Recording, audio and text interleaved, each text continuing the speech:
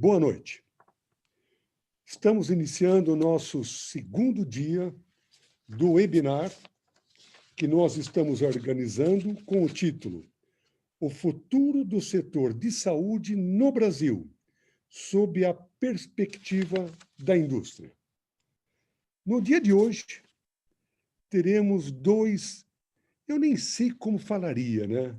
Ilustríssimos, condecorados amigos, dois doutores, Dr. Giovanni Guido Cerri e o Dr. Jorge Calil.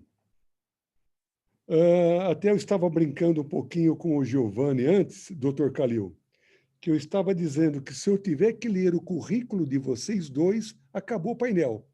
Aí nós vamos só para perguntas do currículo. E aí eu estava até brincando mais ainda. Eu falei, o dia que a gente morrer, nós vamos ter que ter duas missas. Uma só para ler o currículo. É tanto currículo. Mas, olha, imensamente grato aos dois por terem aceito o nosso convite. Eu entendo que a demanda que vocês dois têm tido para participar de determinados diferentes eventos tem sido muito grande e fico muito grato em nome da BIMO, em nome do Sinaemo, de vocês terem aceitado o nosso convite. Rui Balmer, que é o presidente do Sinaemo, Franco Palamola, que é o presidente da BIMO, estão entre as pessoas que estarão assistindo. O Rui na sua casa, porque o Rui, como ele levanta às 4 horas da manhã, essa hora para ele já é de madrugada, ele já está quase cochilando no sofá. Mas ele prometeu que vai ficar acordado ouvindo vocês dois. E o Franco está lá em Pelotas, e eu sei que lá em Pelotas, essa hora, ele já abriu a sua garrafa de vinho, mas nós aqui estaremos na base de água, conversando sobre os temas que vocês irão falar. Giovanni, olha, nós, no painel que nós fizemos o convite, eu tinha colocado vice-presidente do Conselho de Administração do ICOS, Instituto Coalizão Saúde. Mas eu sei também que, entre os ITs, você é professor titular de Radiologia da Faculdade de Medicina da USP, membro do Conselho Deliberativo do Hospital das Clínicas da Faculdade de Medicina da USP, coordenador da Comissão de Inovação do Hospital das Clínicas, e aí vai embora e não para mais. Então, eu tenho certeza que você me dá a liberdade de eu reduzir o seu currículo, porque a sua fala, não que ela vai ser mais importante do que o seu currículo, mas eu sei que ela vai ser tão interessante quanto o seu currículo. E o seu currículo, quem quiser saber, é só entrar no Google, digitar o seu nome e está lá. E a sua fala, eu sei que ela será singular nesta noite. Então, doutor Guido, a palavra é sua para discorrer sobre o papel da tecnologia na saúde do amanhã, que todos nós, nesse momento que nós estamos vivendo, a gente está pensando sempre no amanhã. Para os que estão assistindo, peço a gentileza que envie suas questões no Perguntas e Respostas ou no Question and Answer, localizado no rodapé do seu Zoom. E, se possível, informe o seu nome, a empresa e para qual palestrante está endereçando a sua questão. Doutor Guido, muito bem-vindo. A fala é sua. Boa tarde a todos. E eu queria agradecer, em particular, ao meu amigo Paulo Fracaro. Eu sei que sempre muito generoso em relação aos comentários em relação à minha pessoa. Então, obrigado, Paulo. Agradecer a BIMO, a Sinaemo, ao Rui Balmer, ao Franco Palamola. E é um prazer poder estar aqui discutindo essa questão da saúde do amanhã. Nós estamos vivendo um período de grande transformação, a transformação digital, uma nova era. E essa crise que nós estamos vendo, essa grande tragédia sanitária que é o Covid, fez com que muitos desses processos se acelerassem, né? Então, eu digo que a transformação digital foi muito impactada neste ano, de forma positiva, pela necessidade de implementar novas tecnologias, e, nesse aspecto, de certa forma, vai ser o legado positivo de 2020. Então, eu vou fazer uma breve apresentação. Então, espero que vocês estejam vendo minha tela. Estamos vendo, Guido, estamos vendo.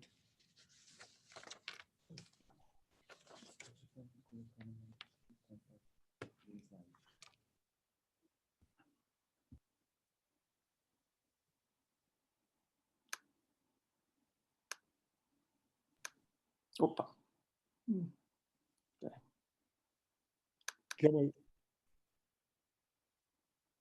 Nossa, ela entortou aqui. Pronto, já tá no ar, Guido. Já está no ar, tá bom. Bom, então eu vou discutir um pouco esse papel da tecnologia na saúde do amanhã, né?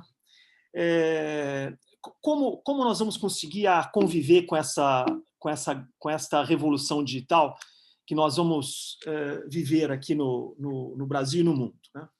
Então, no Brasil, nós chegamos à marca de 420 milhões de aparelhos digitais ativos, ou seja, dos quais 240 milhões são mobile, ou seja, boa parte da nossa população ela já está conectada nesse mundo digital, o que facilita muito essa missão da saúde, né, de poder introduzir, né, essa transformação digital e chegar ao cidadão, né? 70% da população tem acesso à internet, e nós observamos como, ano a ano, a população assistida pela internet, ou seja, que aonde a saúde poderia chegar por esta forma, ela tem aumentado no Brasil de uma forma muito rápida, né?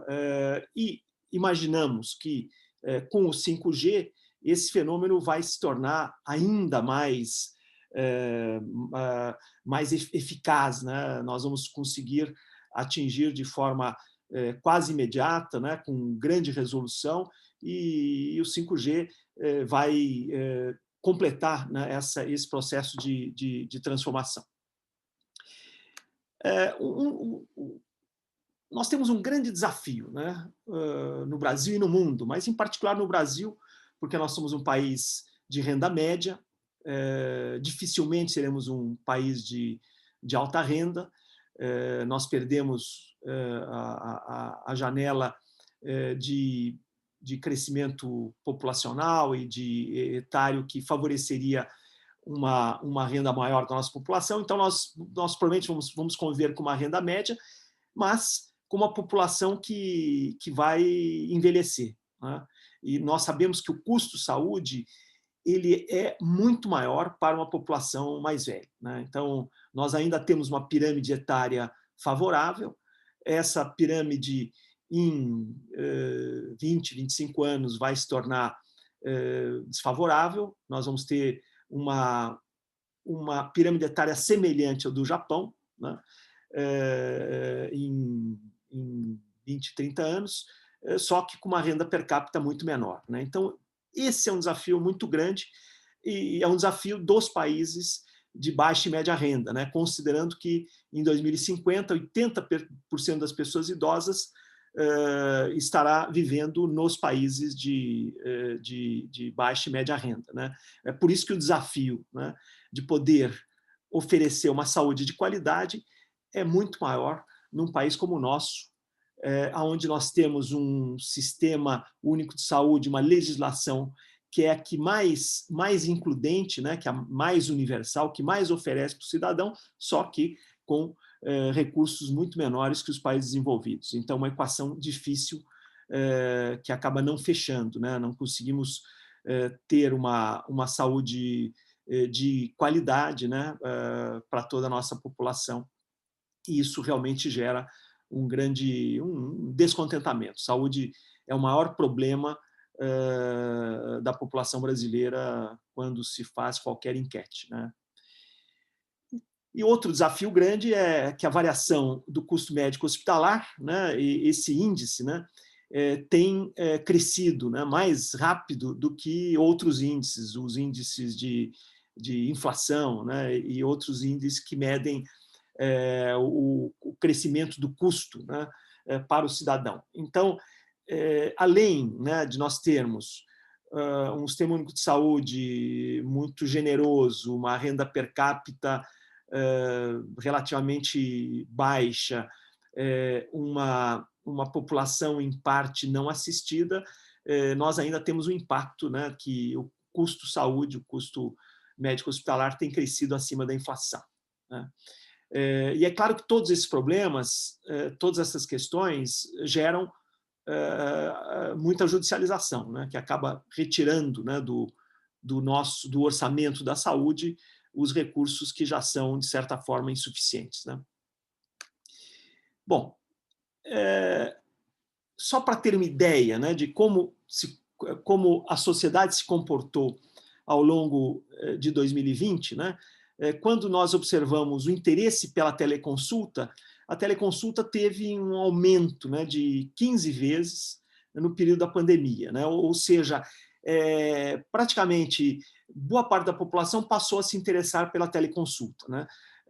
Houve muita resistência, né, à implantação da telemedicina no Brasil, é claro, muito devido a uma questão corporativa, mas na pandemia nós observamos que os recursos, né, de medicina à distância, né, de saúde, de telesaúde, envolvendo não só a relação médico-paciente, mas outros profissionais da saúde, a questão da teleeducação, da teleassistência, do monitoramento à distância, passou a despertar um grande interesse da população e quase todas, né,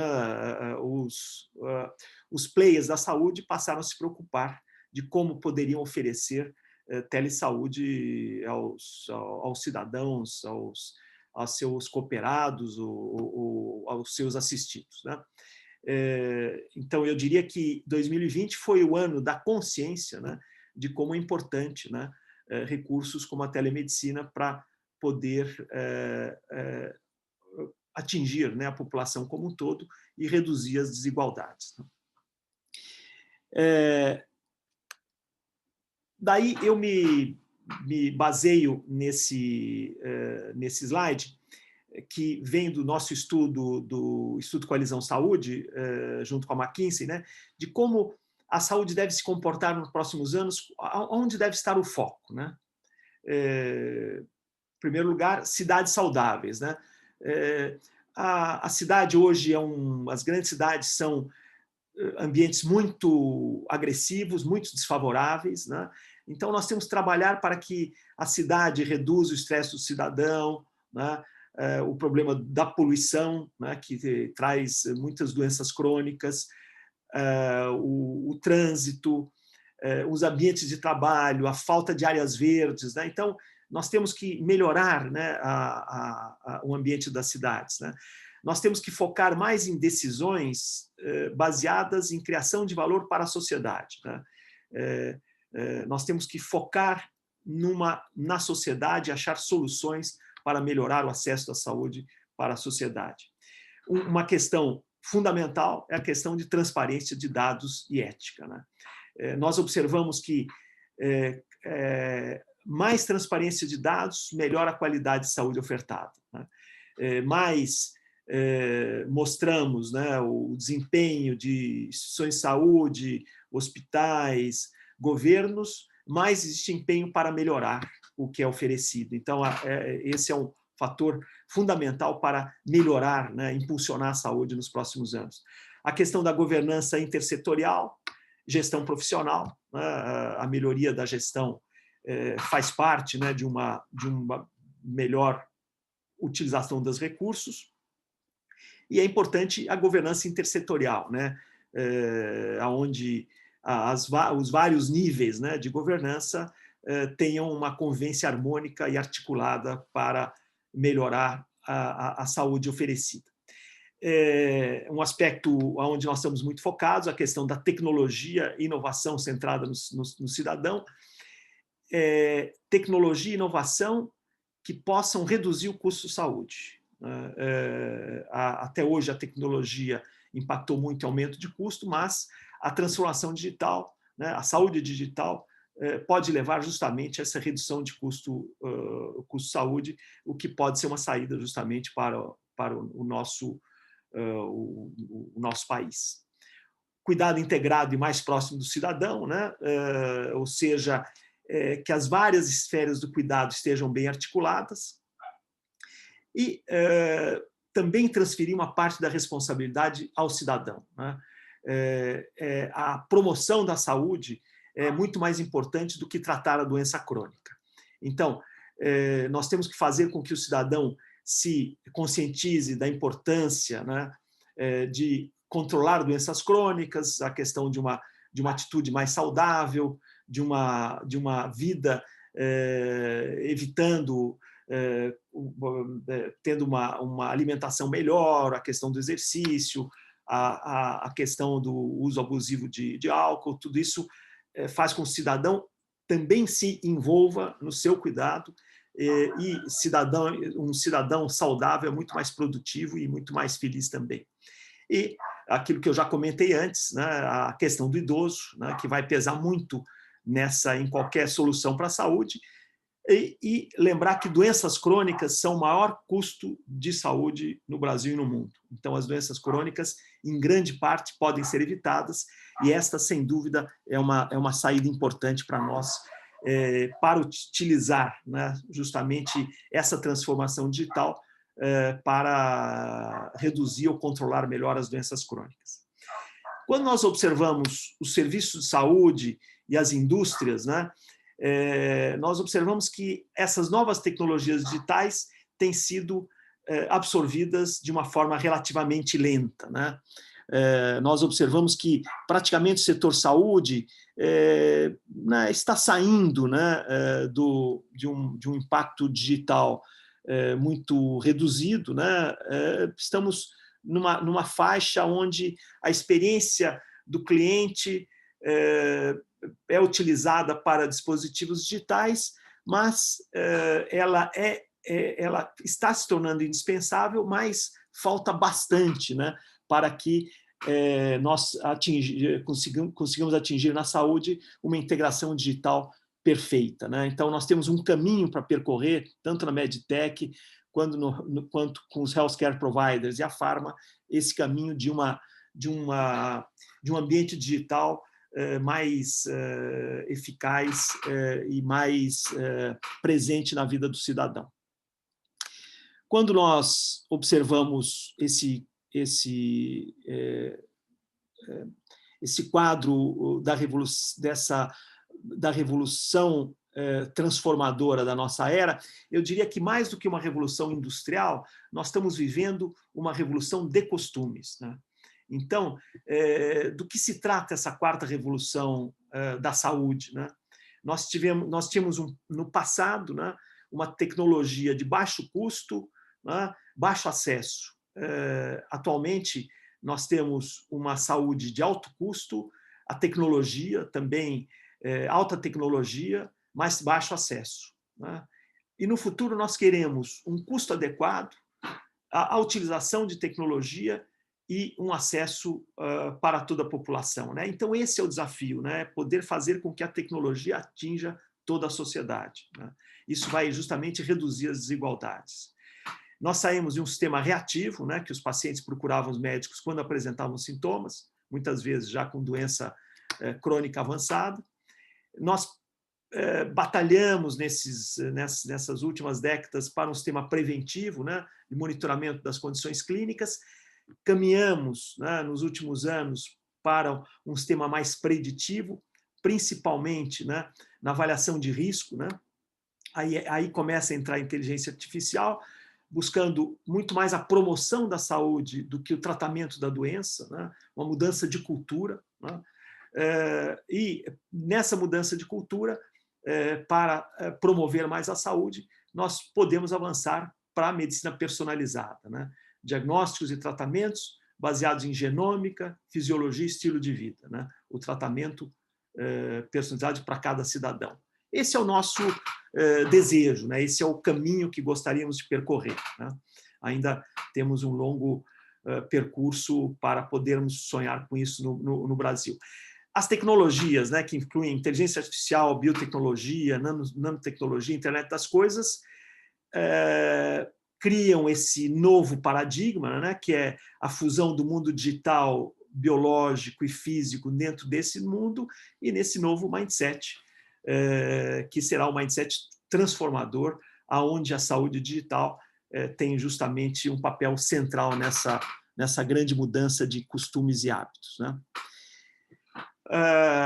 Nós temos que pensar em plataformas integradas de saúde. Cito um exemplo, né, o Hospital das Clínicas. Nós estamos trabalhando num grande data lake, onde todas as informações do paciente, sejam clínicas, laboratoriais, de imagem, exames anatopatológicos, estejam numa mesma plataforma de informação, né? Isso vai ajudar muito a poder não só tratar o paciente, vai ajudar a pesquisa, vai ajudar justamente num grande objetivo, que é uma saúde integrada, né? Onde os vários níveis e os vários profissionais conseguem enxergar o paciente como um todo e conseguem objetivar, né, o maior tratamento e as melhores soluções, sejam de promoção de saúde, sejam de tratamento.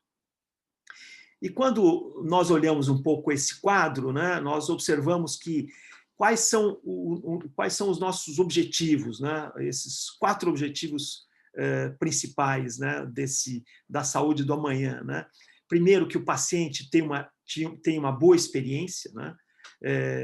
Totalmente contrário ao que era no passado, né? Ou seja, o paciente tem que passar pelo sistema de saúde sendo acolhido e achando que realmente o sistema funciona, né? É claro que é muito importante olhar para a saúde populacional, né? A questão do que se oferece para o cidadão, né? Uma saúde de boa qualidade, de bom acesso, buscando reduzir custos, e aqui nós temos o grande papel da saúde digital, e também olhar para que o grupo, né? Todo esse time da saúde também possa estar confortável dentro desse processo, né? Nós temos que olhar a qualidade desse time da saúde para que eles possam realmente fazer cumprir esses passos de oferecer ao paciente uma boa experiência com uma boa qualidade de saúde oferecida. E quais seriam as principais tendências tecnológicas da saúde nesse futuro, né? Nós temos, primeiro, que entender, né, que o papel da tecnologia na saúde do amanhã tem 4 grandes objetivos, né? Aumentar o acesso à saúde, né? Incrementar a equidade, e talvez o maior problema do Brasil seja a desigualdade, né, do que é oferecido. Isso foi muito visível, por exemplo, durante a pandemia. Nós observamos que, dependendo da UTI que o paciente era internado, a chance dele sobreviver podia ser 3 vezes maior, né? E a mesma coisa com o tratamento de câncer, né? Dependendo da qualidade do serviço oferecido, o sucesso do tratamento pode ser 3 vezes maior do que se o paciente for para o hospital errado, ou for encaminhado para o hospital errado, eu digo, entre aspas, né, onde a qualidade oferecida não é a mesma, né? Então, nós temos que reduzir a desigualdade e melhorar a qualidade, né? E assegurar a sustentabilidade do sistema.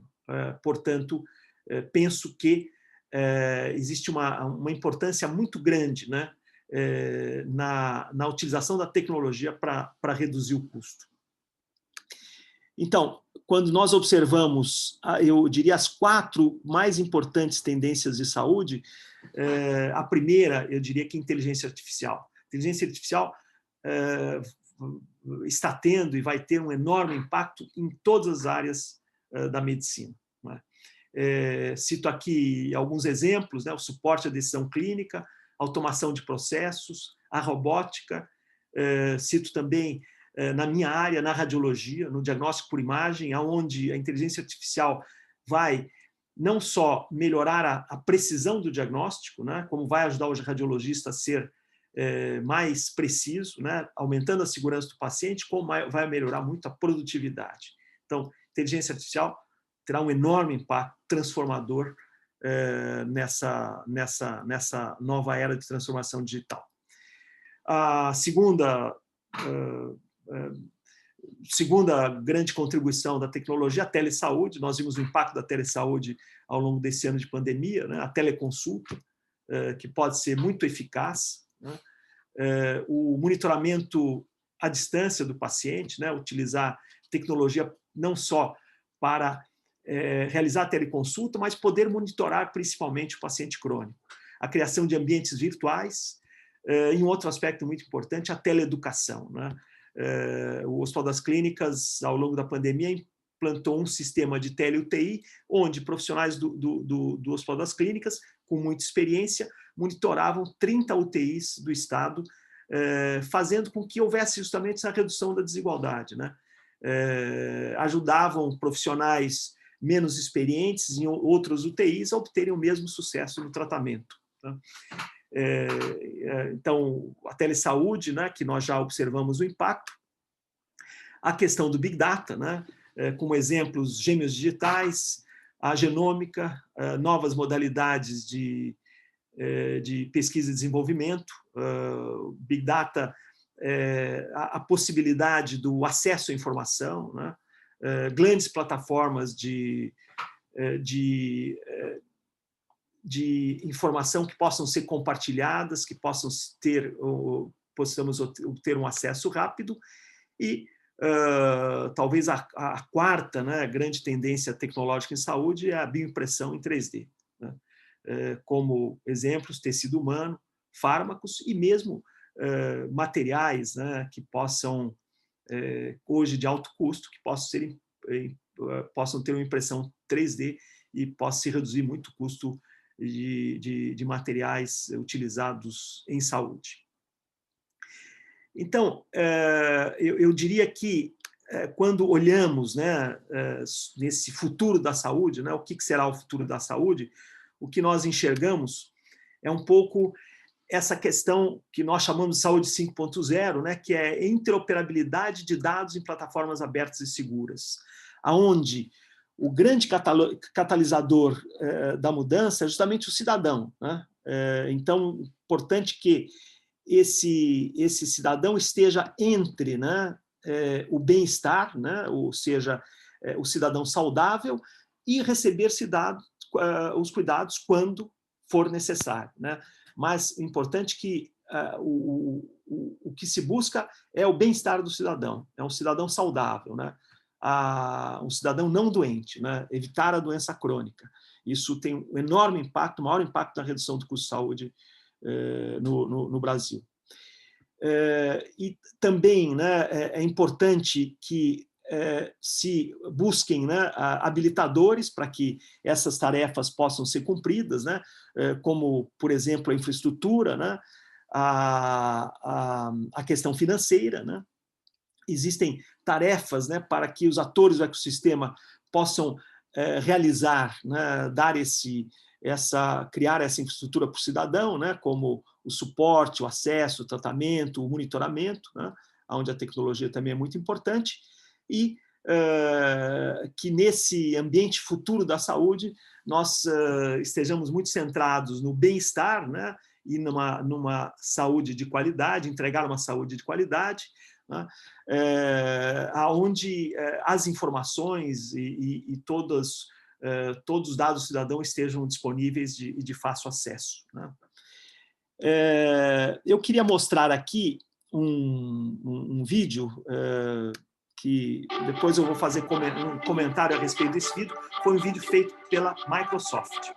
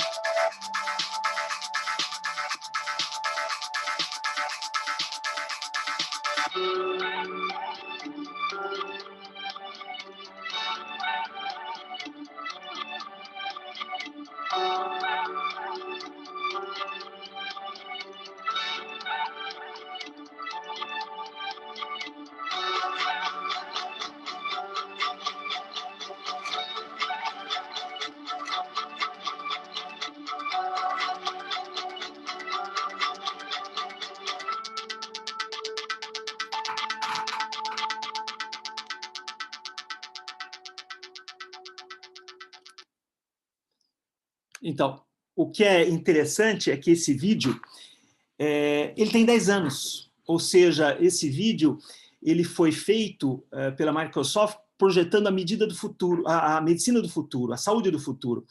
E o que nós vemos é que esse vídeo já é hoje, né? Praticamente tudo que está nesse vídeo já está disponível. Então, mostra como a aceleração, né, em relação à saúde digital foi muito rápida, né? O que era uma visão de futuro, hoje é uma visão de presente, né? Então, muitas das coisas que eu comentei já estão disponíveis e podem ser introduzidas na questão da saúde.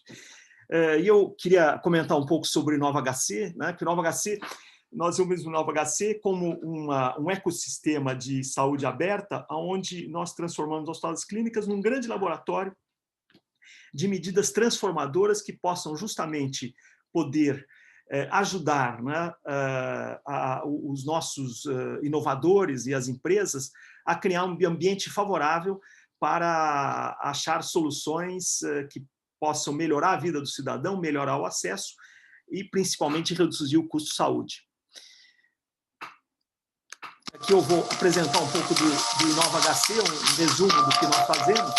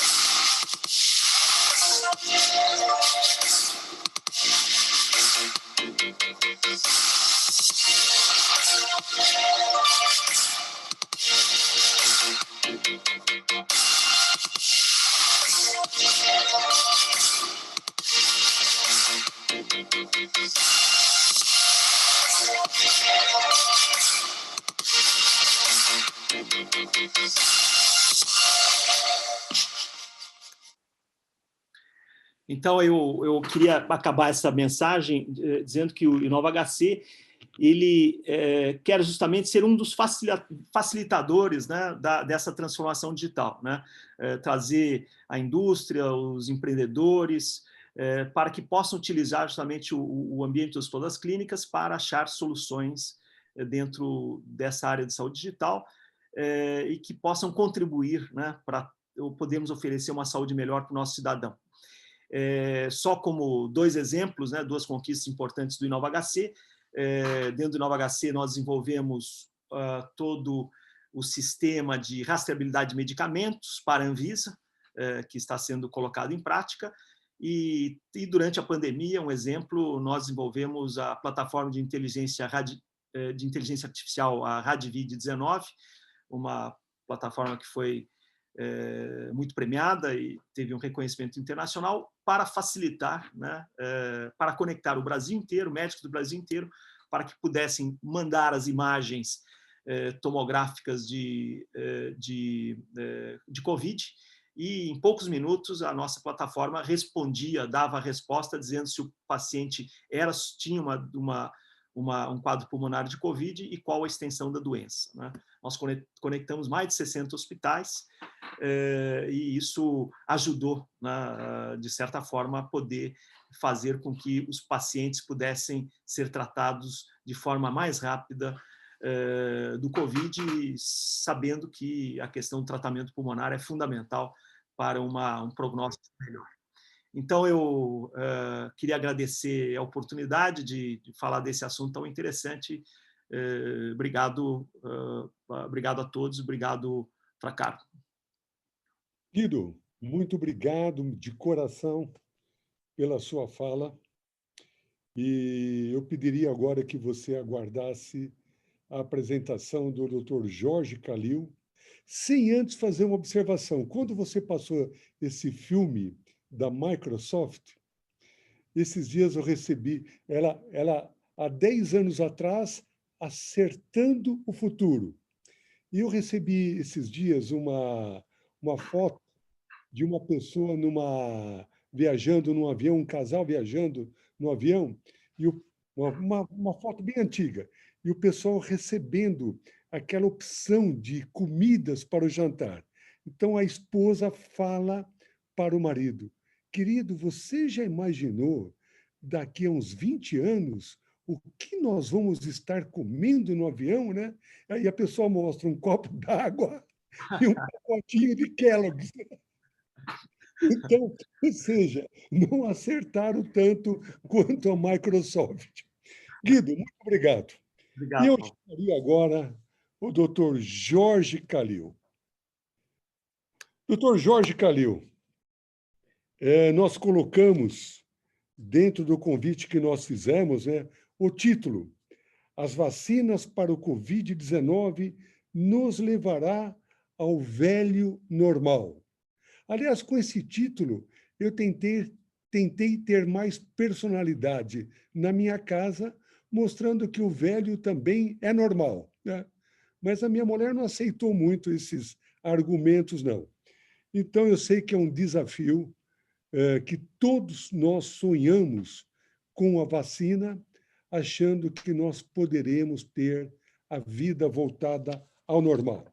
Então, doutor Jorge Calil, eu começaria como professor titular de Imunologia Clínica e Alergias da Faculdade de Medicina da USP, diretor deste serviço no Hospital das Clínicas, diretor do Laboratório de Imunologia do INCOR, e acho que entre os itens que eu gostaria de destacar, membro do Data and Safety Management Board do governo dos Estados Unidos na supervisão das vacinas anti-Covid. E antes de eu passar a palavra, mais uma vez, àqueles que estão nos assistindo, pedimos a gentileza que envie suas questões no perguntas e respostas ou Question and Answers, localizado no rodapé do seu programa Zoom, e sempre informando o seu nome, empresa e para qual palestrante está endereçada a sua pergunta. Doutor Jorge, a fala é sua. Mais uma vez, muito obrigado. É um prazer estar aqui com vocês, nesse fim de tarde. Novamente, contato com a Abimo. Eu várias vezes já fiz algumas intervenções na Abimo, inclusive no hospitalar, etc. Tenho bons amigos aí, entre os quais você e vários outros. Vamos falar de um assunto que só o que aparece na televisão agora e no coração das pessoas. Falar nisso parece que é time de futebol, né? Porque todo mundo se acha no direito de dar algum palpite e achar que sabe tudo a respeito. Em todo caso, eu vou fazer um pouquinho uma imersão científica para que vocês entendam um pouquinho do que a gente está falando e espero que fique claro para todos. Então,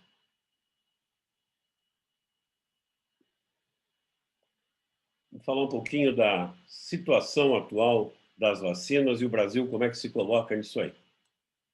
Então, vejam, as curvas de mortes diárias por Covid-19, elas tiveram um pico, como vocês lembram ali, na metade de abril, eram quase 7.000 mortes por dia, com a doença muito forte na Europa e nos Estados Unidos. Aí, nesses dois lugares diminuiu, aumentou no Brasil, na América Latina, na Índia, e depois teve uma diminuição. Aí as pessoas na Europa achavam que o problema estava resolvido, e durante o verão europeu todo mundo saiu para a rua, para a balada, para os restaurantes, para os bares, esqueceram, sem máscara, esqueceram que a doença existia. E logo depois do verão começaram a ter mais casos, mas com pouca morte ainda, até que os jovens que pegaram a doença, primeiramente, entre 19 e 35 anos, passaram a doença para os mais velhos. Aí houve um aumento significativo de morte. Vocês veem que nós passamos aqui no mês passado o número de mortes que nós tínhamos em abril, né? Muito por causa da Europa, mas também os Estados Unidos está muito forte a doença e os sistemas de saúde entraram em colapso porque com os mais velhos e as comorbidades pegando a doença, deu um colapso no sistema de saúde, inclusive em países como a Suíça. Então, vocês vejam que aqui, há uns dias atrás, nos Estados Unidos, houve, de novo, um aumento no número de casos de 80%, o número de mortes aumentou 38%, e de hospitalizações, 48%. Eu não tenho todos os slides para mostrar para vocês, mas depois começa a aumentar aqui o número de hospitalizações, depois o número de mortes, na mesma proporção que aumentaram o número de casos. Então, a doença não está absolutamente sob controle, essas coisas se falam o tempo todo, mas aqui no Brasil nem sempre se acredita. Vocês veem que nós tivemos uma queda, que foi significativa, mas depois do mês de novembro, depois do feriado aí dos finados, começou a aumentar de novo o número de casos. Se é onda, segunda onda, se é onda B, etc., é uma questão de semântica. O que tem é que nós temos aí essas marolas e a quantidade de pessoas voltaram aos hospitais, principalmente começaram de novo a aumentar nas classes A e B, tanto é que os hospitais de primeira linha de São Paulo estão sobrecarregados de casos. Então, infelizmente, a gente não consegue passar todos esses dados para a população não toma cuidado, volta a fazer festas privadas. Não, mas é uma festa pequena, são só 50 pessoas lá no meu apartamento, isso aí é aglomeração, e isso aí não pode acontecer, porque senão a doença vai ficar incontrolável novamente. E, sobretudo, como eu disse, acontece entre os jovens, mas os jovens também morrem, os velhos morrem mais, mas os jovens também morrem e teriam que tomar cuidado. Então, quando a gente faz uma vacina, o que a gente faz quando faz uma vacina, a gente seleciona o que em imunologia a gente chama de antígeno. O antígeno vai ser o alvo da resposta, né? Onde é que nós queremos atacar. E isso aí é colocado ou com adjuvante, que é uma substância química que aumenta a resposta imune, ou a gente coloca num vetor, que são, e a gente quando fala nas vacinas, todo mundo fala só do vetor, não fala no antígeno, eu vou falar um pouquinho para você sobre isso. Em todo caso, quando a gente imuniza alguém, você faz como uma mimetizando a doença. E aí você espera que o indivíduo vai formar anticorpos que bloqueiem o vírus, chamados anticorpos neutralizantes, e você também vai ter uma resposta celular dos linfócitos, chamados linfócitos T, que eles vão ter células que matam, células matadoras, o killer, que matam célula infectada. Assim, você pode parar o vírus, impedindo que ele entre na célula, porque se ele entrar na célula, ele não faz nada, porque ele não se multiplica fora da célula, ou matando as células infectadas. É isso que a gente quer, né? Aí, quando surgiu a doença, teve alguns grupos que já tinham algumas plataformas que se jogaram para fazer vacinas. Então, aqui tem uma representação do que seria o SARS-CoV-2. Esses bastões azuis aqui são a proteína chamada da espícula, que é que gruda na célula e que a gente sabe que tem que neutralizar. A pergunta é se é a única coisa que a gente tem que neutralizar. Em todo caso, algumas pessoas fizeram a vacina inativando o vírus, aí tem todo o vírus, só que ele está inativo, né, por uma substância química, e outras pessoas, das que estão em fase clínica atualmente, eles pegaram esta proteína da espícula e apresentaram das mais diversas formas que nós vamos ver rapidamente aqui, que são os vetores que foram usados, né? Normalmente, para fazer uma pesquisa de desenvolvimento de uma vacina, aí a gente leva 15 anos por aí. E a primeira coisa que a gente faz é o estudo deste antígeno, dos alvos, que nesta vacina não foi... a ciência, nessas vacinas que estão em teste, não fizeram isso. Eles presumiram que a proteína da espícula era importante e foram embora. E os outros disseram, não, o vírus inativado é bom e vai embora. Então, eles pularam essa etapa e já foram para testes em animais, prova de conceito, e entraram nas fases clínicas, né? Lembrando para vocês que fase clínica 1 é a fase que vê a toxicidade, a fase 2 vê o escalonamento de doses, uma dose, duas doses, 50 miligramas, 100 miligramas, e a imunogenicidade, ou seja, se induz anticorpos. E no começo as pessoas estavam preocupadas só com anticorpo, depois elas viram que célula T é muito importante. Eu não vou entrar muito nisso aí para vocês, mas eles correram atrás disso. Até nós chegarmos à fase 3, que é a que nós temos atualmente 13 vacinas sendo fase 3 no mundo, que é a última fase, para depois aprovação, registro e depois ir a mercado. Então, essas são as fases que a gente tem, e aí se imagina que se gaste aí um pouco mais de $1 bilhão para desenvolver uma vacina. Eu estou trabalhando ativamente numa vacina, nós sabíamos que muitas das vacinas vão ser feitas com essas presunções que eu expliquei para vocês, então nós fizemos o método mais clássico de identificar antígeno, e nós estamos aqui em testes em animais, já percorremos um caminho bastante longo pelo período que tem. E é claro que nós não temos 10 a 20 milhões de dólares, né? Nós tivemos os recursos nacionais do Ministério de Ciência e Tecnologia, mas que nos permitiram avançar. Se nós olharmos no site da Organização Mundial de Saúde, eles publicam, amanhã vão publicar de novo, o landscape das vacinas candidatas que estão sendo testadas. Existem hoje 200 vacinas que estão registradas aí. Tem 2 brasileiras, a vacina que eu estou dirigindo, coordenando lá na Faculdade de Medicina, associado com vários outros grupos da USP, e o pessoal da Fiocruz de Belo Horizonte também tem outra. Dessas 200, tem 50 que estão em estudos clínicos, 1, 2 ou 3. Dessas 50 que estão em estudos clínicos, nós temos 13 que já estão em fase 3.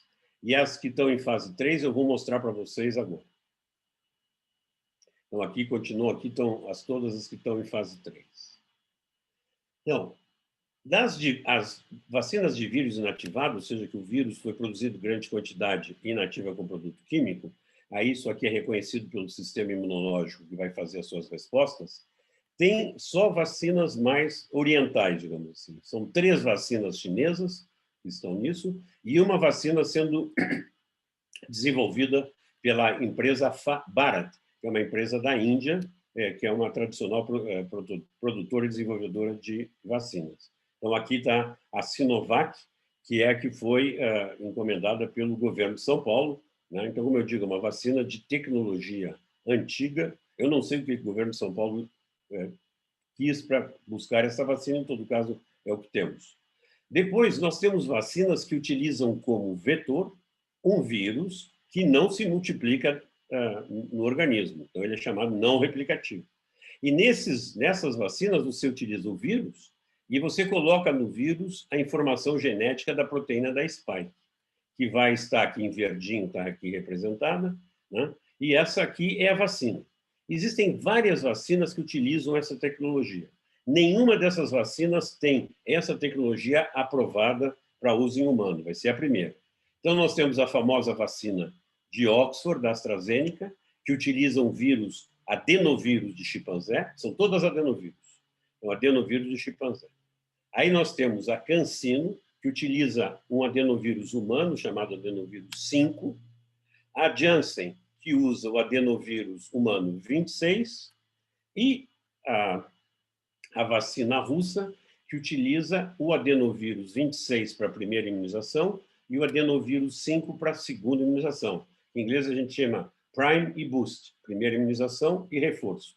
Então, todas essas 4 vacinas utilizam adenovírus, todas elas estão em fase 3, todas elas são 2 doses. Depois nós temos as vacinas absolutamente novas, que vinham sendo testadas há muito tempo, são uma promessa há muitos anos, mas jamais houve uma vacina desse tipo, que são as vacinas com RNA mensageiro. Você sabe que o RNA mensageiro é aquele que leva a mensagem de uma proteína do nosso centro de informação, que é o DNA, para a célula onde se produz a proteína. Então, isso é o RNA mensageiro, e fazer esse trajeto. E o que se fez foi produzir o RNA mensageiro para a proteína da espícula novamente, se colocou alguns prolongamentos para que ele ficasse estável, sabendo que o RNA mensageiro é muito instável, e se colocou uma nanopartícula de lipídio, e isso é vacina. Então, essa nanopartícula entra na célula, se liga na célula, ela entra na célula, ela usa o maquinário celular para produzir a proteína, que é exportada, e a gente faz a resposta imune. Tem outras como essa, mas essas 2 são, sem dúvida, as mais avançadas. E tem algumas vacinas que usam diretamente um DNA, o que a gente chama de um plasmídio. A Inovil é uma que está bem adiantada por aí. Bom, aí nós tivemos, no começo do mês, um primeiro press release, e agora tivemos, a semana passada, um segundo, em que a Pfizer disse que terminou os estudos clínicos. Não, ela não terminou os estudos clínicos, ela conseguiu comprovar cientificamente que a vacina ela protege contra a doença. E como é que eles fizeram isso? Eles fizeram um ensaio clínico de fase 3, eles convocaram 44 mil voluntários em apenas 2 meses, é fantástico, e essas pessoas, então, tem 22 mil foram vacinados, 22 mil receberam placebo, tiveram a vida normal deles. Quando eles chegaram em 170 casos, o DSMB, que é isso que o Paulo falou antes, o Data and Safety Monitoring Board, que é um board de especialistas que avalia as vacinas, ele olhou os casos de efeitos adversos e olhou os casos. Eles são os únicos que têm acesso unblinded, quer dizer, não cego. Eles sabem quem é que recebeu vacina e quem é que recebeu placebo. O que eles viram? Que os casos de Covid-19 estavam fundamentalmente entre os placebos, 162, e em vacina, apenas 8. Então, você calcula a frequência, faz 1 menos a razão entre vacinados e placebo, você chega a 0,95, eu estou simplificando, então, eficácia de 95%. Com este número de casos, o valor de IP, ou seja, o valor de significância estatística, é bastante elevado, então, você pode partir do pressuposto que a vacina funciona, né? Então, nesse caso, o risco de adquirir a doença é apenas 5%. Mas isso é população geral, pessoal, não é populações específicas. Olhando um pouquinho mais os resultados, a gente vê que nos poucos casos de pessoas idosas, teve aí uma proteção em pessoas acima de 65 anos de 88%, 89%, que é muito bom já. E também não teve muitos casos graves, apenas um dos 10 casos graves obtidos nessa coorte aqui era de indivíduo vacinado. Qual é o problema dessa vacina? Tem dois problemas. Primeiro, o preço. Ela é mais cara que as vacinas de vírus não replicativo, que Aí a AstraZeneca está oferecendo por $3,50. Esta aqui custa pelo menos $15. Eu diria 3 problemas. O segundo problema, o Brasil, apesar de ter participado da fase 3, não fez um acordo com a Pfizer antes de saber o resultado. Os senhores são homens de negócio, sabem que quando você assume risco, o preço é mais baixo. Depois que não tem mais risco, aumenta o preço. E qual é o que se acha, que se diz que é um grande problema, que tem que ser discutido com mais tranquilidade? É que a temperatura de conservação dessa vacina é menos 70 graus centígrados. Menos 70 graus centígrados, os senhores que fazem equipamentos médicos hospitalares sabem que é ultra-freezer. Esses ultracongeladores, ultra-freezer, nós não temos em qualquer lugar. Eu, no meu laboratório, tenho lá meus 15 ou 20 ultra-freezer que me dão muita dor de cabeça, porque cada um custa uma fortuna, eles geram muito calor e muita temperatura, e cada vez que vai fazer uma manutenção se gasta R$10.000 ou R$15.000. Então, a Pfizer, sabendo disso, desenvolveu caixas de gelo seco que levam entre 1.000 e 5.000 doses. E essas caixas de gelo seco, se estiverem fechadas, elas podem ser mantidas por 10 dias. Depois de aberto, 5 dias. Eu não sei, eu estou querendo saber, se pode repor o gelo seco, que aumentaria a vida média aí dessas vacinas conservadas nessa temperatura. Em todo caso, é uma vacina que já foi aprovada na Inglaterra. A Inglaterra começa a fazer a sua vacinação já semana que vem. Nos Estados Unidos já está com o FDA, vai ser liberado aí por esses dias também. Outra vacina que é fantástica é a vacina da Moderna. Na verdade, essa vacina foi desenvolvida por um amigo meu do NIH, chamado Barney Garn. Foi toda ela desenvolvida no NIH, depois ela foi passar para a Moderna, só para as fases clínicas finais e para a manufatura. Mas vejam que fantástico. Desde que saiu a sequência dos aminoácidos que compõem a proteína da spike, foi sintetizado o RNA, foi feita a vacina, foram feitos testes em camundongos, foram feitos testes em macacos, foi feita toda a documentação, se produziu em boas práticas de manufatura e apenas um mês e 10 dias ou 12 dias depois já estava sendo feito o primeiro embarque para começar os testes clínicos.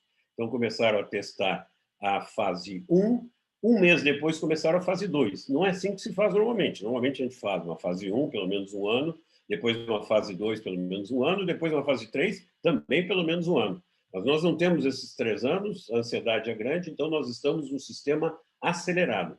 Agora, os indivíduos voluntários que entraram em fase 1 continuam em observação para efeitos adversos. Foi feita a fase 2, como eu disse, e eles também, no dia 15 de novembro, o nosso grupo fez a primeira análise dos resultados da DSMB. A DSMB fez a primeira fase da Moderna, que deu uma proteção de 94%. Depois disso, eles continuaram tendo muitos casos, e até chegaram a 190 casos, em que eles viram que a proteção também era muito próxima, né? 95% também. E, na verdade, hoje eu posso dizer que nós já temos 250 casos, né, de Covid nesse grupo, né? Apesar de eles terem terem mandado o estudo para o FDA, depois da nossa análise, com 190 casos. Esta vacina, então, ela está sendo avaliada também pelo FDA, ela vai ser em breve provavelmente liberada, ela é melhor do ponto de vista de temperatura, porque ela pode ser conservada a menos 20 graus centígrados, que é a temperatura de congelador de casa, e quando está na temperatura de geladeira, ela é conservada a 8 graus centígrados, o que facilita um pouco. O que não facilita é que nós não temos nenhum acordo ainda com a Moderna, apesar do Ministério da Saúde ter dito ontem, numa reunião que teve conosco, que eles estão também em negociação com eles. O problema é que a Moderna já deve ter vendido toda a sua produção de 2021 para Estados Unidos, Europa, etc. Por falar nisso, os Estados Unidos, com aquela operação, iniciativa Warp Speed, eles investiram 11 bilhões de dólares nas vacinas, sendo que as 4 vacinas mais promissoras, eles investiram 2 bilhões em cada uma, e com isso as empresas comprometeram a entregar para eles os primeiros 100 milhões de doses. Quer dizer, se essas 4 vacinas funcionarem, os Estados Unidos já têm 400 milhões de dólares, o que dá para imunizar 200 milhões de pessoas, o que não é pouco. Existe uma outra vacina que está indo muito bem, a fase 2 dela é fantástica, chamada Novavax, que é também uma empresa produtora de vacinas, em que eles fazem por DNA recombinante, eles produzem a proteína da espícula mais a proteína M, que colocam numa partícula semelhante ao vírus e colocam com um adjuvante, que é muito bom, chamado M1. A GSK é muito boa em fazer adjuvantes, e essa aí está em fase 3 também, está progredindo muito rapidamente. E nós também não temos acordo com essa aí. Em todo caso, se nós olharmos os ensaios clínicos de fase 3 no Brasil, vocês sabem que Lehmann trouxe, e a Redditor trouxeram cada 1.000 vacinas para serem testadas, aí o Brasil foi atrás, trouxe mais vacina para ser testada. Em todo caso, foram feitos ensaios concomitantes na Grã-Bretanha, África do Sul e Brasil, patrocinados pela Oxford. Independentemente, a AstraZeneca está fazendo nos Estados Unidos, no Japão, e agora nós somos informados que eles vão estender isso para mais 7 países. Com isso, aqui eles já teriam 60.000 voluntários, né? Mas eles estão fazendo cada teste independente, é uma confusão danada. Eu posso comentar isso para vocês, eles se atrapalharam bastante. A fase 2 deles, eles tinham 12 subgrupos, o que atrapalhou bastante e tal. Bom, em todo caso, eles começaram em julho de 2020.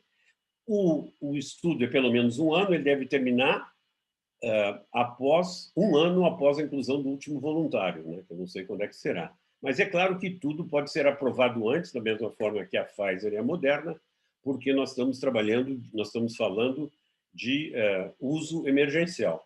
Eu posso falar com vocês também depois que esses indivíduos, se as vacinas forem aprovadas, eticamente nós temos que dar a vacina para o pessoal que estava no controle. Aí nós vamos perder o estudo clínico de observação de 1 ano para ver como é que funciona, inclusive para ver memória. Existem já bilhões de doses em produção, tem umas 7, 8 fábricas da AstraZeneca produzindo. Só que eles fizeram uma análise preliminar, que foi publicizada na semana passada, que foi um desastre o anúncio deles. Bom, eles tinham avaliado 131 casos, Brasil e Grã-Bretanha, em que a eficácia total é 70%. Agora, os que receberam a primeira dose inteira tiveram uma proteção de 62%.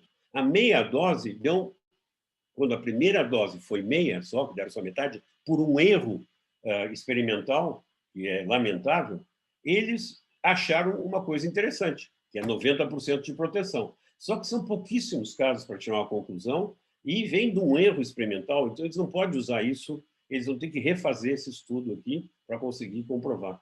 Então, essa vacina, que é a vacina que nós teríamos, talvez, o maior número, que nós tínhamos mais esperança de ser usada para nós, pode ser que ela venha, mas isso aí tudo, apesar de ser a primeira a ter começado fase 3, atrasou um pouquinho os estudos deles. E nós temos, esses aqui, nós temos a promessa que nos dariam até 100 milhões de dólares, 100 milhões de doses até julho deste ano. Então, já poderíamos começar com pelo menos 1/4 da população vacinada. Porque são 2 doses, então daria para vacinar 50 milhões de pessoas. Aí temos a vacina da Sinovac, que é a Coronavac, que é uma vacina, como eu disse para vocês, de vírus inativado. Eles propuseram 9.000 casos, 9.000 voluntários, depois eles disseram que iam ser 13.000 voluntários, agora eles aumentaram para 18.000 voluntários no Brasil. Eles estão aumentando porque o número, a doença estava diminuindo, se precisa um número mínimo de casos, né? E ainda não chegaram nas 13.000 inclusões. Mas eles disseram que já tem o número de casos para ser avaliado. Só que eles propõem o número mínimo de casos para avaliação de eficácia para 61 casos. Então, a minha ideia, meu comentário como cientista na área, é muito pouco caso para que a gente tenha uma resposta que seja bastante definitiva. Então, a significância estatística disso aqui não é lá muito elevada. Em todo caso, vamos ver, né? Foi anunciado pelo governador que ele já tem um número mínimo de casos, o DSMB tem que avaliar, depois eles têm que mandar isso para a Anvisa. E o início disso aí foi em julho de 2020, eles não incluíram todo mundo, então teria que ser 1 ano depois da inclusão do último voluntário para terminar o estudo. Agora, existe um consenso no nosso grupo nos Estados Unidos, mas também na Organização Mundial de Saúde, que para uso emergencial nós podemos liberar essas vacinas depois de 2 meses de observação dos voluntários, de metade dos voluntários que estão no estudo. Eu também acho que é muito pouco tempo de observação, mas nós estamos num sistema emergencial e assim será feito. Em todo caso, essas vacinas, por tudo isso que eu mostrei para vocês, talvez não sejam as vacinas definitivas. E provavelmente nós teremos segundas ou terceiras gerações de vacina, o que é normal, né? Mas nós precisamos da primeira geração para começarmos a nos livrar dessa doença. Então, as vacinas que têm algum dado já de fase 3, Oxford, que eu falei para vocês, temperatura de refrigerador, tranquilo, a eficácia não é tranquila, não se sabe bem, é um vetor viral. A Moderna é um RNA mensageiro, 2 doses também, 95% de eficácia, guarda a menos 20 graus por 6 meses e 1 semana a temperatura de geladeira. A Pfizer RNA, 2 doses, 95%, menos 70%. E a Gamaleya, que é aquela vacina russa, eles também, como eu mostrei para vocês também, é vetor viral, é 2 doses também, eles dizem que tem 92% de proteção. Mas essa análise preliminar eles fizeram com 20 casos. 20 casos não dá, não é sério fazer uma avaliação preliminar de resultados. Agora, nós estamos trabalhando numa vacina, como eu disse para vocês, nós desde o início pensamos que a resposta celular é muito importante, por várias outras vacinas que nós trabalhamos, e por isso mesmo a nossa vacina a gente quer que faça anticorpo neutralizante, mas também tem uma resposta celular importante, que induz uma memória longa, que não tem efeitos adversos graves, que tem uma ampla cobertura na população, ser administrada por mucosa, então por instilação de mucosa nasal e não injetável, que aumenta muito a resposta local, principalmente anticorpos do tipo IgA, que são de mucosa e que protegem muito. Nós estamos tentando fazer como monodose, baixo custo de produção, estável termicamente, e aí nós vamos deter completamente o domínio da tecnologia de produção, porque as outras vacinas nós não detemos, são feitas lá fora, eles dizem que vão repassar, esperamos que eles repassem a tecnologia. A outra coisa que eu quero dizer para vocês todos é que demora um tempo até que a gente consiga produzir. Agora, eu quero trazer para vocês algumas reflexões, né? Para que vocês que estão acompanhando o desenvolvimento das vacinas. Existe o problema de qual é o número de eventos, casos de Covid, que é necessário para realmente ter uma resposta se a vacina é eficaz e não é tóxica, né? E qual é o tempo mínimo de observação para aprovação, né? Normalmente seria 1 ano, até 2 anos. Agora aqui nós estamos fazendo 2 meses. Qual é a cobertura de proteção da população? Nós temos que saber. A OMS diz que acima de 50% já é uma vacina útil. Mas digamos essa vacina que nós estamos falando ali, da Oxford, que ela tenha 70% de proteção. Para nós indivíduos, por exemplo, eu tenho mais de 60 anos, se eu tomar essa vacina, eu vou ter que continuar me cuidando, porque se a proteção é de 70% da população e nós não temos marcadores do que é a proteção, eu tenho que ficar resguardado, porque eu tenho uma chance em 3 de poder me infectar com o vírus. Agora, então, em termos individuais, não dá tranquilidade, mas, sem dúvida, ajuda. Tem menos chance de pegar a doença, mas ainda tem. Agora, em termos populacionais, é muito importante, porque, sem dúvida alguma, uma vacina como essa vai diminuir muito a circulação do vírus. Mas aí entram os antivacinas, os anti-isso, anti-aquilo, dizem, eu não vou tomar essa vacina, isso não vai me dar tranquilidade. O que é uma falta de visão cívica muito importante. E nós temos que saber a eficácia nas diferentes cidades, porque nós vamos ter eficácia geral, mas a gente sabe, por exemplo, vacina de vírus inativado funciona mal em pessoas idosas. Essa aí, será que a gente, em 61 casos, não tem a menor ideia como é que funciona em indivíduos acima de 60 anos? Né? E como é que elas funcionam nas minorias? Né? Nós temos, aqui no Brasil, um grande número de minorias raciais que têm características genéticas diferentes e que pode responder de uma forma diferente à vacina. E temos também minorias socioeconômicas, que também pode ser diferente a essa vacina. E a gente tinha que saber para a gente ver como é que está o risco. Né? E também os grupos de risco, os diabéticos, hipertensos, como é que vão responder? E depois, qual é o efeito? Né? Isso tem uma discussão que surgiu hoje, até eu estava dando uma entrevista agora para a TV Cultura, sobre o que a vacina vai fazer. Então, as vacinas elas estão sendo testadas para evitar doença. Então, você faz os dois grupos e vê quem é que ficou doente e quem é que não ficou doente.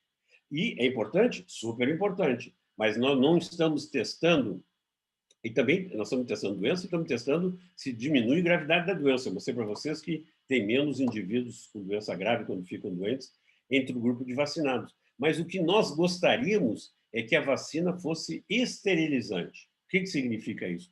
Nós gostaríamos que a vacina não deixasse o vírus ficar no nosso organismo, não só evitar a doença. O vírus pode povoar as nossas narinas, a nossa nasofaringe, e não causar doença, a gente não deixa causar doença, mas ele fica ali. E nós não estamos testando isso aí de esterilização, porque não está dando tempo.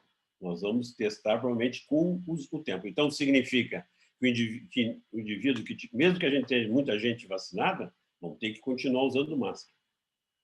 Nós deveríamos deter completamente a tecnologia de produção. Então, as vacinas que estão chegando no Brasil, aí no aeroporto, etc., que vão buscar e tal, elas vêm prontinhas da China. Essas vacinas vêm prontas da China. E vêm prontas também da AstraZeneca. A segunda leva, o Brasil vai começar a receber a vacina pronta, mas não enfrascada. Vacina pronta, chamado bulk, a granel. E aí, aqui nós vamos colocar em frasquinho. A gente começou a industrialização do Brasil, a gente trazia o Volkswagen inteiro, só botava as rodas aqui. Então, nós temos que entender isso, que por enquanto nós vamos só botar em frascos aqui. Com o tempo, depois que a gente construir uma fábrica, nós vamos poder, e se a tecnologia for realmente passada, com todos os detalhes, nós vamos produzir toda a vacina aqui. Isso vai demorar um tempo, porque não tem, nem o Butantan, nem a Fiocruz, tem fábricas prontas para fazer essa vacina. A vacina, para ser feita no Butantan, tem que ter o vírus é o vírus ativo, então tem que ter grande segurança para que a gente não cause um desastre lá. E tem que comprar liofilizadores, tem que comprar maquinários, fermentadores, está todo mundo comprando isso, porque todo mundo quer fazer fábrica de vacina. Então, é uma coisa complicada. Depois tem, então, a nossa capacidade de produção e a nossa capacidade de estocagem. Então, para a estocagem, nós temos que ver se a temperatura for menos 20 ou menos 70, é um galho. Se for temperatura de geladeira, nós podemos, sim, estocar. Nós temos uma central no Rio de Janeiro que serve o Programa Nacional de Imunizações, que é grande, tem 80 mil metros cúbicos de depósito refrigerado. Não é enorme, mas é grande. E temos a capacidade, nós temos a capacidade de distribuir isso a frio para o resto do Brasil. Agora, se nós importarmos, como foi o caso da Coronavac, a vacina já na sua seringa, só a seringa ela ocupa o espaço de um frasco para 10 doses. Então, quer dizer, aí vai diminuir a nossa possibilidade, a nossa capacidade de estocagem em termos de número de doses de vacina. E depois temos toda a questão de logística, que nós estávamos conversando aí há pouco, da distribuição das vacinas, mas temos que comprar seringa, temos que comprar agulha. Ontem, numa reunião com o Ministério da Saúde, eles disseram que estão fazendo licitações para comprar 300 milhões de seringas, isso não é de uma hora para outra, né? E temos que ter tudo funcionando para que o Programa Nacional de Imunizações faça o seu papel de distribuir e vacinar.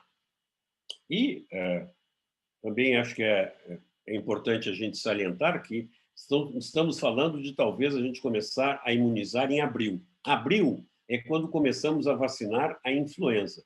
Então, o sistema fica super sobrecarregado para distribuir 80 milhões de doses de vacina da influenza. Se colocar junto a vacina do coronavírus, eu não sei o que vai dar. Em todo caso, tem a outra questão, né, que também já saiu, como é que o governo brasileiro vai se posicionar, quem é que deve receber a vacina? E eu lhes pergunto, os mais expostos ou as pessoas de maior risco? O Brasil está fazendo uma opção, que é uma opção quase universal, que é de dividir um pouquinho de mais expostos e um pouquinho de maior risco no início da vacinação. Em todo caso, eu acredito que não vai ser de uma hora para outra que nós teremos a população brasileira vacinada. Nós temos que voltar, sem dúvida, às atividades normais, mas precisamos conscientizar as pessoas. A melhor coisa para fazer é usar máscara. Máscara é o que mais protege. Segunda coisa que mais protege é não fazer aglomerações de pessoas. Sem festinha, sem abraço. Nós, brasileiros, parece que não conseguimos ver uma outra pessoa sem tocá-la. Então, já que não dá a mão, dá soquinho, cotovelo, não sei o que mais. A gente tem que poder não tocar as pessoas, diminuir ao mínimo o risco de transmissão. E, é claro, lavar as mãos.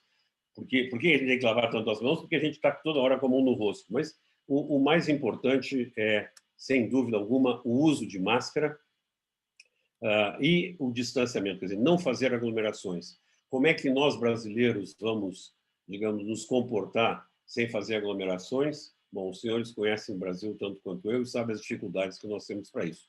Em todo caso, nós temos a esperança, sim, nós vamos ter a vacina, temos a vacina, já tem vacina no mundo, nós vamos poder usar em breve, mas nós temos que nos organizar como sociedade. O governo talvez não tenha se organizado como poderia até agora, comprando vacinas mesmo com risco. Agora, quem for gestor público sabe, se nós tivermos, quem assinar a compra de uma vacina que depois se mostrar ineficaz, ele vai passar 20 anos tentando explicar para o Tribunal de Contas por que fez isso. O Tribunal de Contas sempre vê para trás, né? E ele não vê a perspectiva do gestor público para frente, né?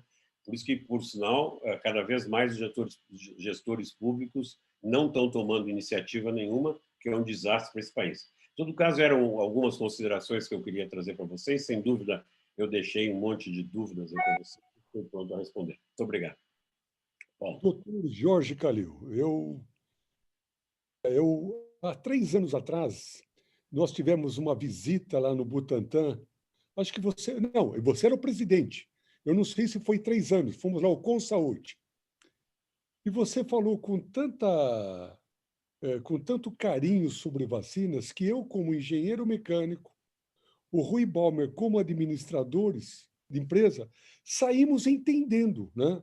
Por isso que volta e meia que se pensa em vacina aqui dentro da onde nós trabalhamos, no Consaúde e na Bimo, eu não tenho outra pessoa para ser convidada a não ser você. Então, mais uma vez, agradeço muito, né, a sua fala. E eu tenho aqui algumas boas perguntas, tanto para você quanto para o Giovanni. Então, eu vou começar, Giovanni, se você permitir, pelo Calil, porque a última observação que ele fez, o último slide, vem muito de encontro com uma pergunta que já mandaram. Baseando no último slide que você fez, Calil, com tantas dúvidas que temos, você acha que o Brasil já deveria estar fazendo o seu planejamento do que ele poderá precisar para um processo de vacinação? Ou tem que esperar primeiro definir qual vacina que ele vai comprar, aquela que ele vai ter? Bom, isso é uma pergunta excelente. Eu, sem dúvida, eu acho que o Brasil tinha que ter comprado, assumido o risco, que valeria a pena assumir risco e comprar essas vacinas aí, as mais promissoras, quando elas ainda não estavam comprovadas. E, veja, nós perdemos uma oportunidade de ouro. A vacina da Pfizer foi, em parte, testada no Brasil, com mais de 3 mil voluntários.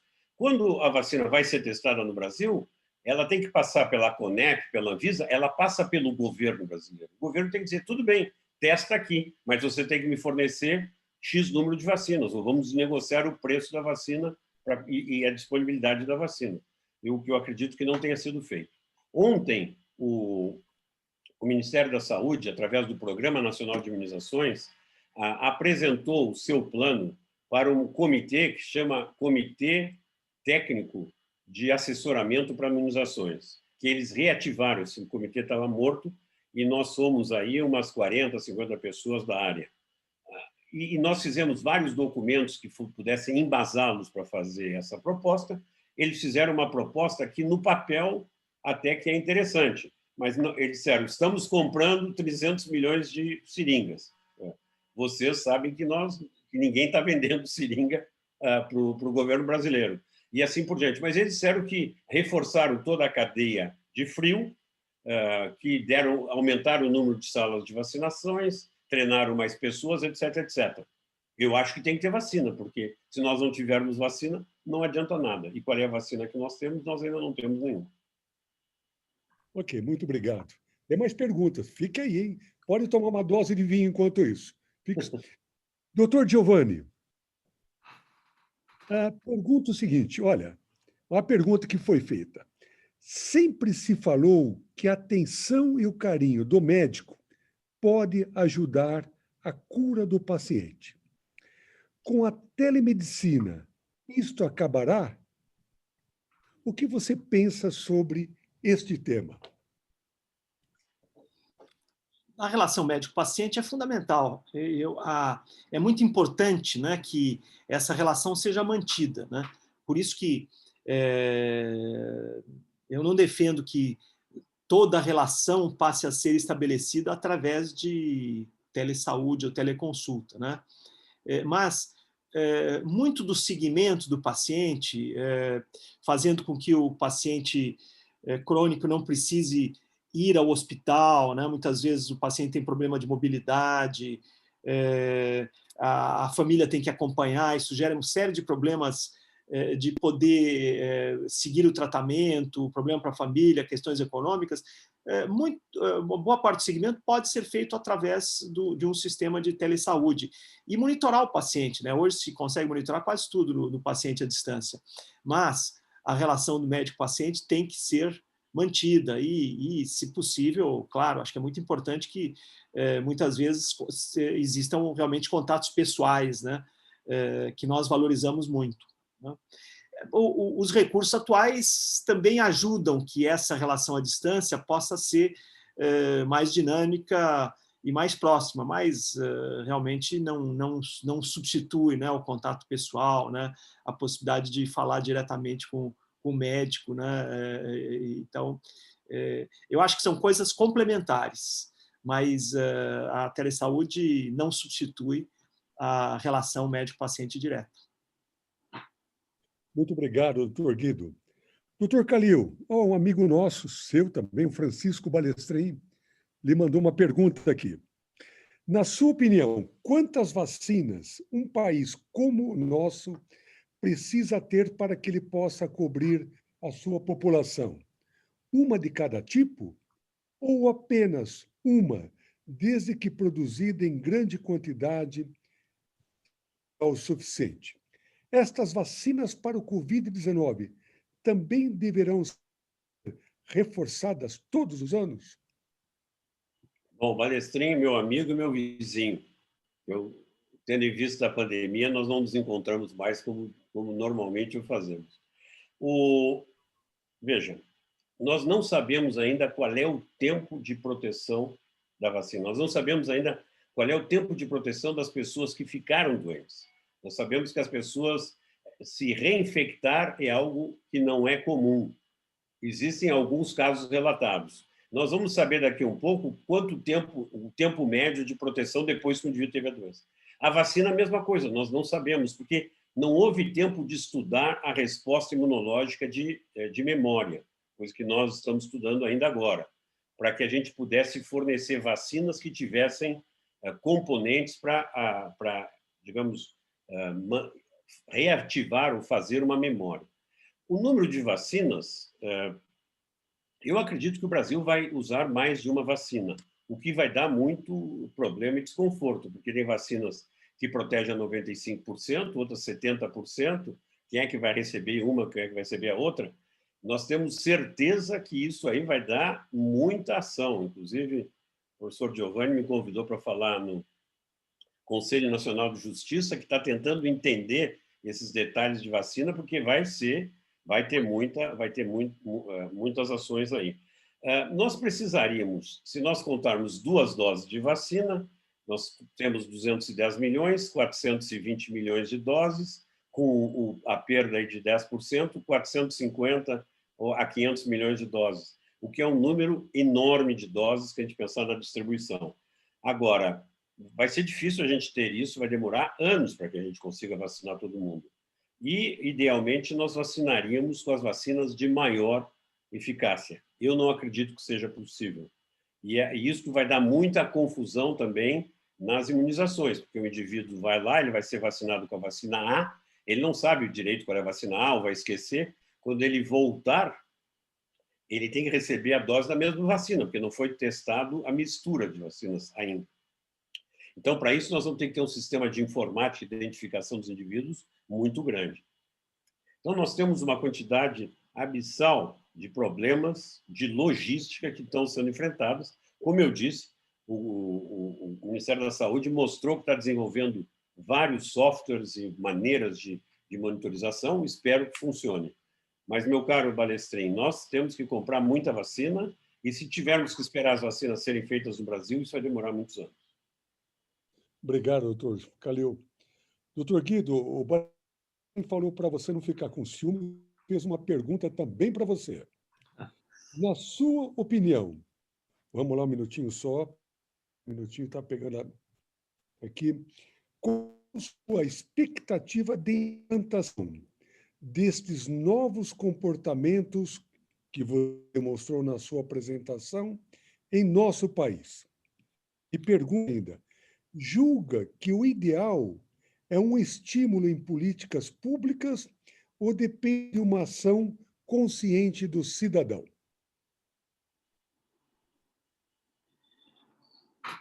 Então, é muito boa e oportuna essa pergunta do Balestrin.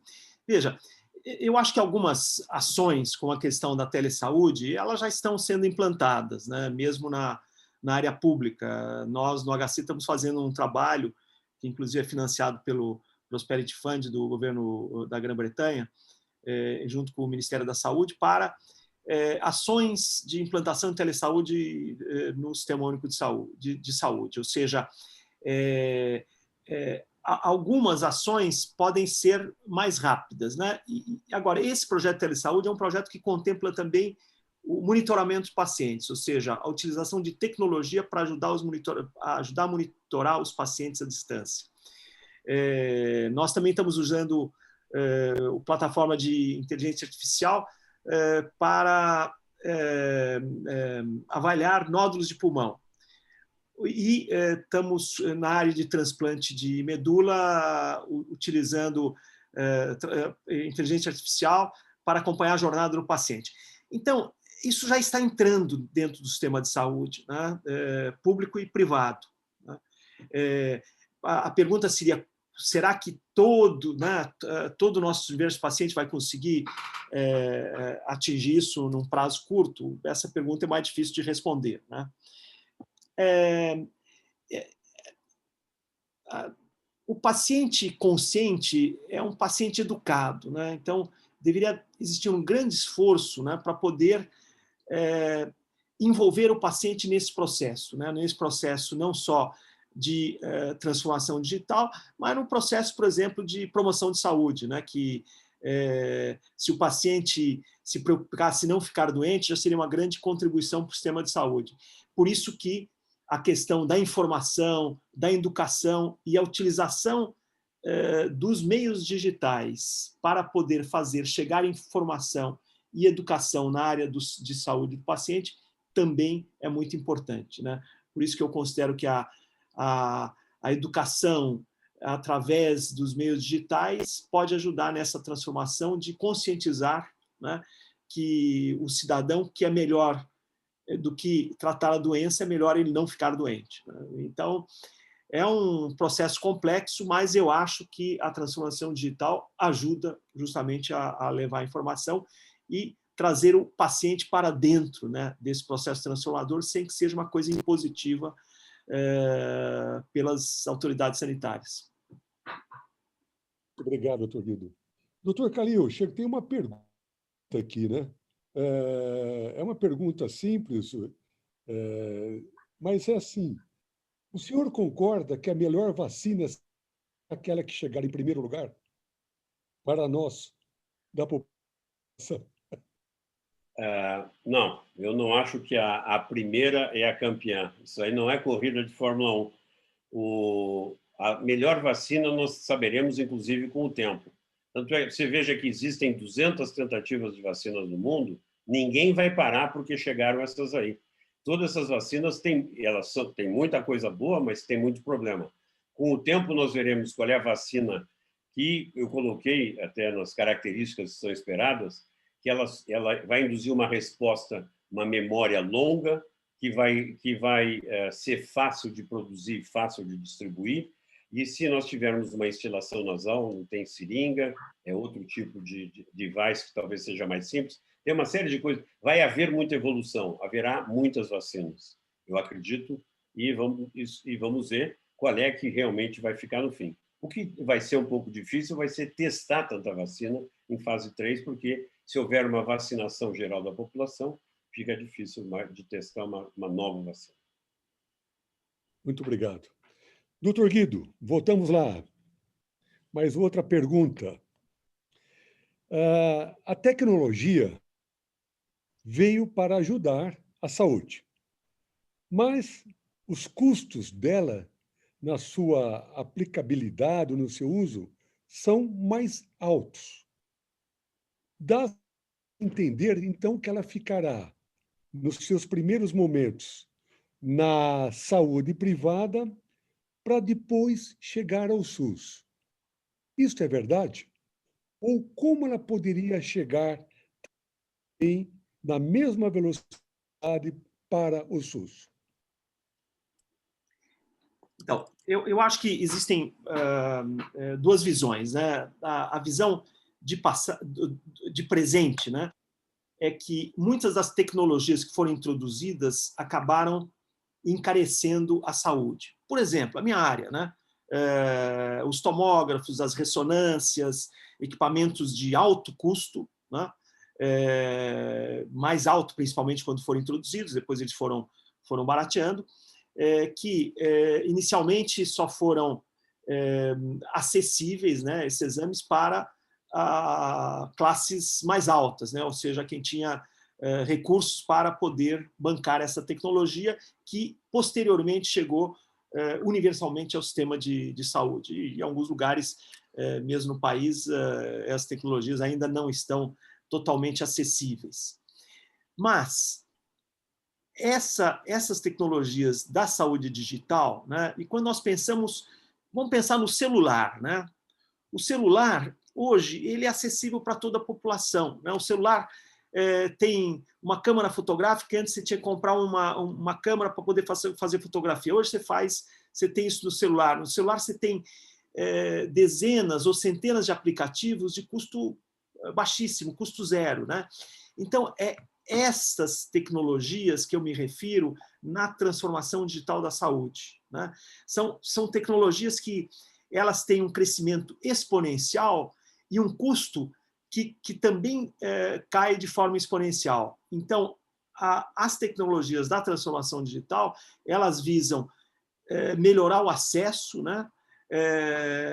Poder ter um sentido de inclusão, né? De toda a população, sem impactar no custo. Ao contrário, podendo reduzir o custo. A telesaúde é um bom exemplo, né? A telemedicina chega em lugares remotos, né? Lugares onde muitas vezes não tem um profissional de saúde. Pode levar o especialista lá para o Pará, ainda mais no dia que nós tivermos 5G. O especialista não está lá. Então, esse conceito que a tecnologia da transformação digital vai impactar em custo, isso vai ser acessível para poucos, não, né? Eu considero que essas tecnologias que eu estou me referindo dentro da transformação digital, elas vão melhorar o acesso e reduzir as desigualdades. E serão muito baratas, né? Terão um custo baixo, né? A ideia é que sejam acessíveis, né? Como são os aplicativos hoje disponíveis no celular, que tem um custo quase zero, né? E que ali possa ter aplicativos para monitorar o paciente e tantas outras coisas que reduzam essa desigualdade, que eu acho que a grande meta da saúde do Brasil é melhorar o acesso e, principalmente, reduzir a desigualdade. Muito obrigado, doutor Guido. Doutor Calil, tem mais uma pergunta aqui. Está ligado? Não está funcionando meu som? Está ligado aqui. Estamos ouvindo. Estamos ouvindo, estamos ouvindo. Os meus assessores aqui que estão com problema. Pior ainda.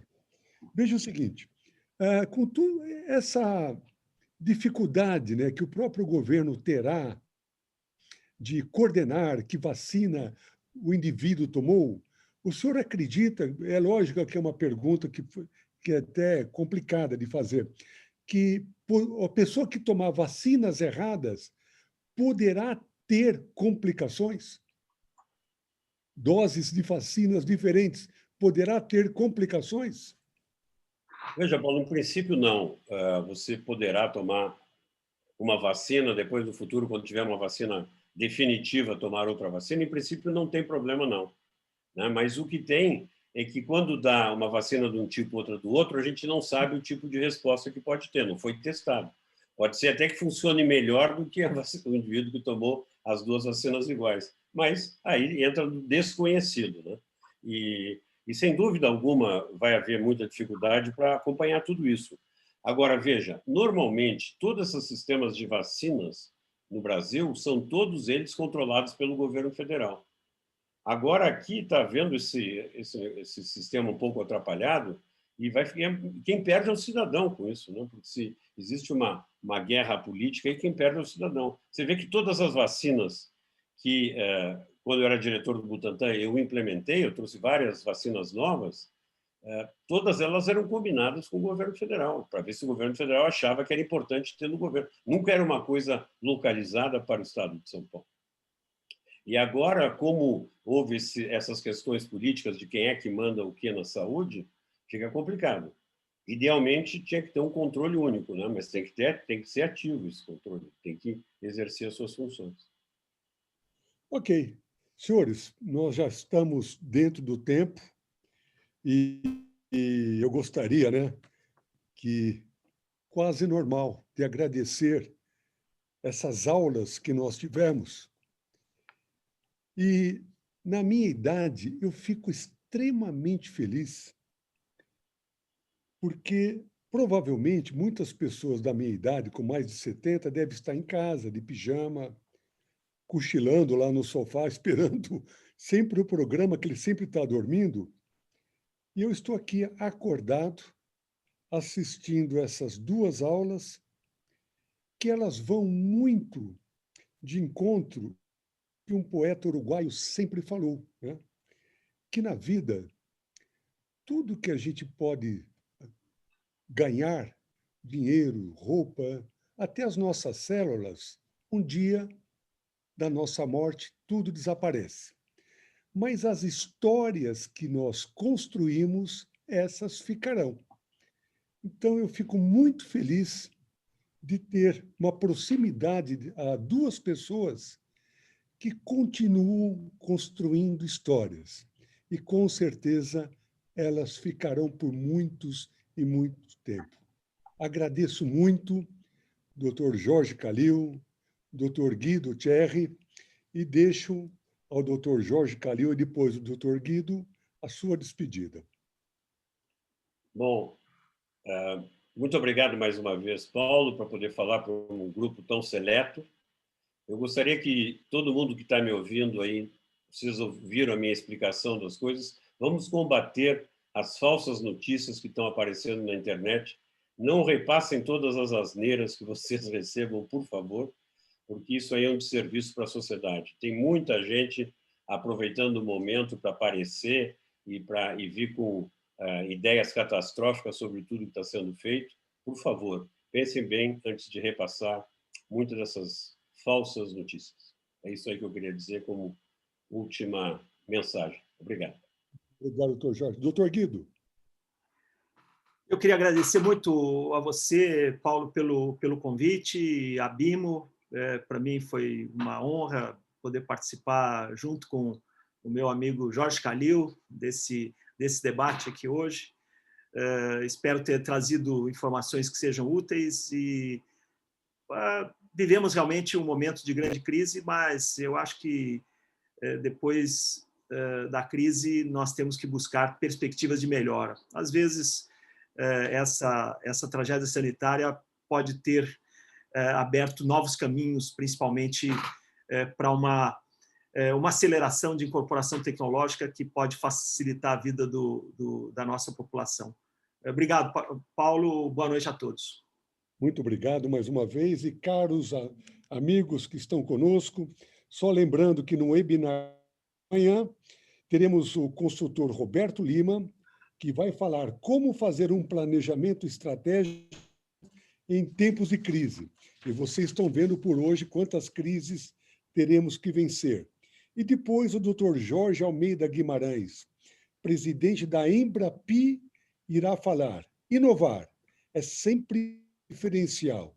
E encerrando, o nosso amigo Dirceu Barbano, que vai dizer: o sistema regulatório brasileiro e suas anuências precisa ser modernizado. Muito obrigado a todos.